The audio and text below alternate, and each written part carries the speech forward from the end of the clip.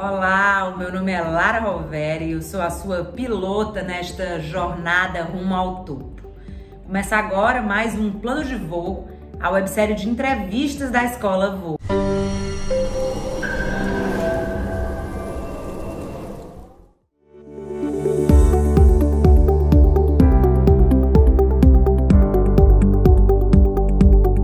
E a nossa pauta da vez é tomada de decisão. Para conversar sobre esse assunto tão atual, tão pertinente, que faz parte do dia a dia das empresas e lideranças, eu divido a tela com o professor José Mauro Nunes, que para aquecer as turbinas já vai começar se apresentando aqui para a gente, dizendo quem é o José Mauro na fila do pão. Pois é, Lara, deixa eu me apresentar ao seu público. Eu sou psicólogo de formação, com graduação pela Universidade Federal do Rio de Janeiro. Sou mestre e doutor em psicologia pela Pontifícia Universidade Católica do Rio de Janeiro, onde eu me especializei em psicologia cognitiva. A psicologia cognitiva é o campo da psicologia que estuda os processos mentais superiores, tais como linguagem, memória, aprendizagem, pensamento. E dentro desse campo de estudos, dois tópicos despontam com muita relevância, que é a tomada de decisão e a resolução de problemas.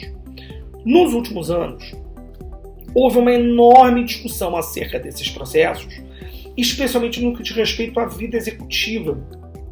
Então, por causa disso, eu atualmente, além de lecionar na VOA, eu também sou professor do mestrado executivo em gestão empresarial da Fundação Getúlio Vargas, no Rio de Janeiro. Também sou professor da Universidade do Estado do Rio de Janeiro. Eu levo para os executivos toda essa discussão a respeito, dos processos decisórios nas minhas atividades, tanto de treinamento em sala de aula, como também no campo da consultoria empresarial, que eu preciso de uma empresa de consultoria empresarial.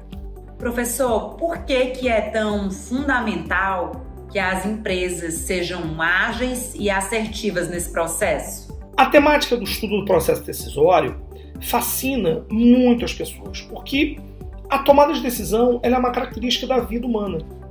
Se a gente parar para pensar, todos nós tomamos decisões o dia inteiro, das mais simples às mais complexas. Decisões como com que roupa eu saio hoje, o que eu faço no final de semana, para onde eu levo a minha família de férias, o que eu como no café da manhã ou no almoço, até decisões mais complexas como casamento, ter ou não ter filhos, mudar de emprego, mudar de cidade, mudar de país. Então, o estudo do processo decisório ele é característico do ser humano. Nas escolas de negócios, durante muitas décadas, se ensinou o processo decisório como sendo uma característica principal da atividade do gestor. Gestores tomam decisões o tempo todo em função de recursos escassos. Eles são obrigados a fazer escolhas. Então é natural que o processo decisório faça parte do cotidiano dessas pessoas. Porém, nos últimos 20 anos, nós temos notado uma mudança muito importante do cenário decisório dentro das empresas.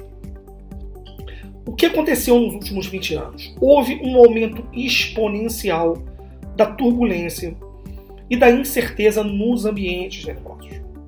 Eu sempre costumo dizer nas minhas aulas e nas minhas palestras e consultorias de que a turbulência é um novo normal. Ou seja, vivíamos num mundo antes, que era um mundo onde as crises e as turbulências eram momentos pontuais diante de situações de progressão e linearidade, crescimento dos negócios. Pois bem, nos últimos anos, esse cenário mudou completamente, especialmente acelerada pela pandemia da Covid-19. Cada vez mais produtos, serviços, experiências, inclusive modelos de negócios, se colocam em posições de obsolescência muito rapidamente. Por quê? Em realidade, nós temos vários elementos de disrupção dentro do ambiente de negócios. O primeiro deles é o elemento ambiental. Discute-se muito a sustentabilidade hoje em dia. Discute-se muito o papel, por exemplo, da preservação dos recursos naturais para gerações futuras. Essa é uma questão. A segunda coisa são as instabilidades políticas. Estabilidades políticas, as turbulências. Nós vivemos, por exemplo, nos últimos anos no Brasil, por exemplo, uma turbulência e uma estabilidade política muito grande, a sociedade muito polarizada. As turbulências econômicas são características do ambiente.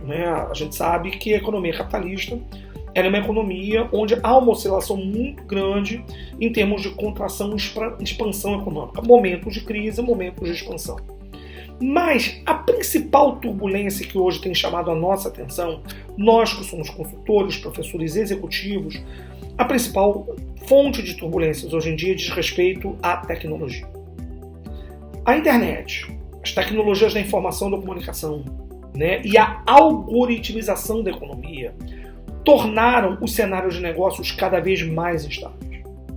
Temos empresas como Netflix, como a Amazon, como Uber, por exemplo, iFood, que são empresas que nos últimos anos cresceram muito em função da obsolescência do modelo de negócio dos seus concorrentes. Então isso faz com que haja uma necessidade urgente de recapacitação dos executivos para aprenderem a tomarem decisões em cenários de alta complexidade e extrema incerteza. O que nós devemos colocar na balança na hora de tomar uma decisão? E como é que a gente equilibra a racionalidade e a emoção? E mais, como é que as lideranças podem estar melhor preparadas para esse processo? Lara, essa questão é muito interessante, porque isso toca na resposta anterior que eu levantei aqui. Durante décadas e décadas, nós formamos executivos a serem racionais durante o processo decisório. O que significa isso? Os executivos eram preparados para tomarem decisões maximizando o nível de utilidade da decisão. O que significa esse conceito de utilidade? Utilidade é um conceito proveniente da economia. Utilidade significa justamente maximizar o nível de satisfação do decisor, no caso da empresa. Executivos sempre foram treinados a tomarem decisões que beneficiassem ao máximo as empresas. Nós sabemos que atualmente isto é uma utopia. Nós sabemos que os executivos são seres humanos, executivos sofrem pressão, e com a escalada da complexidade e a turbulência desses ambientes de negócios, o nível de pressão emocional aumentou em demasia. Diante disso, nos últimos anos, nós que estudamos processo decisório começamos a prestar atenção no papel das emoções dentro das decisões. Elas são parte integrante, elas são um pano de fundo da decisão. Então, o que eu sempre digo nos meus cursos é o seguinte: primeiro, nunca esqueça as emoções. As emoções são companheiras fiéis do processo decisório. Ignorá-las é o pior caminho que pode acontecer dentro desse processo. O segundo elemento importante é justamente integrar criativamente as emoções e evitando possíveis armadilhas que as emoções podem causar. Nós sabemos que ambientes de extrema complexidade elevam a pressão emocional sobre os decisores, e os decisores podem ser induzidos a tomarem decisões com erro. Então é muito importante, em realidade, que, em primeiro lugar, nós reconhecemos o papel das emoções. O segundo elemento importante é justamente o quê? Ter perspectiva de curto e de longo prazo. Isso é um grande problema das empresas. As empresas, normalmente, quando tomam decisões, pensam muito no curto prazo, mas não percebem os impactos das suas decisões no futuro. Muitas empresas passam por situações difíceis no futuro por causa de decisões tomadas no curto prazo que visaram atingir objetivos de curto prazo. Essas duas questões são muito importantes dentro do processo decisório para nós discutirmos.